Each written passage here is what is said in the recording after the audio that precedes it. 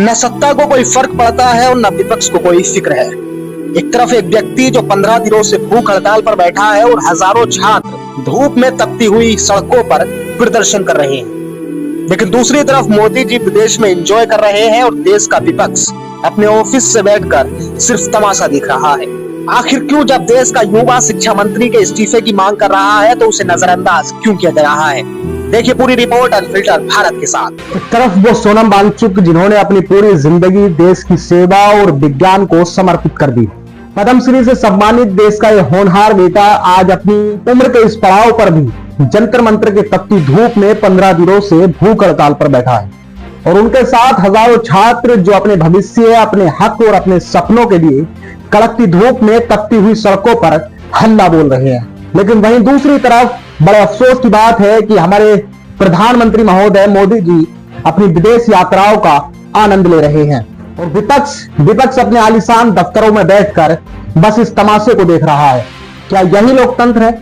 क्या इसी व्यवस्था के लिए हमारे युवाओं ने अपनी रातों की नींद हराम की थी? क्या इसी दिन के लिए उन्होंने दिन रात एक करके अपनी जवानी को किताबों में झोंक दिया था? सवाल आज तीखा है और साफ है। जब देश का युवा, देश का भविष्य शिक्षा मंत्री धर्मेंद्र प्रधान के इस्तीफे की मांग कर रहा है तो फिर उन्हें नजरअंदाज क्यों किया जा रहा है?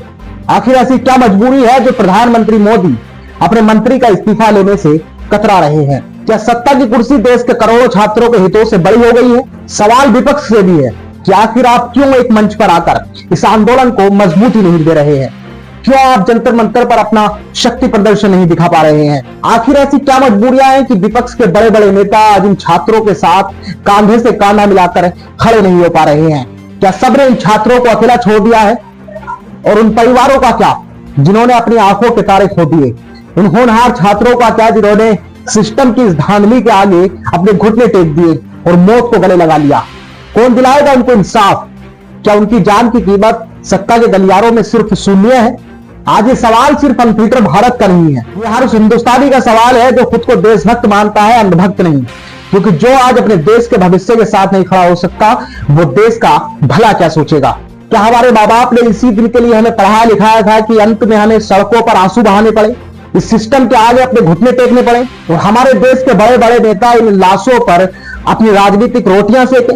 याद रखिएगा, जंतर मंतर से उठती ये आवाज सिर्फ एक प्रोटेस्ट नहीं, ये सड़ चुकी व्यवस्था के खिलाफ एक बगावत है और ये आवाज तब तक नहीं दबेगी जब तक न्याय नहीं मिलेगा। मैं हूं मोहम्मद शादाब अंसारी और आप देख रहे हैं अनफिल्टर भारत। अपनी राय हमें कमेंट बॉक्स में जरूर बताएं क्योंकि अब चुप रहने का वक्त नहीं है। जय हिंद, जय भारत।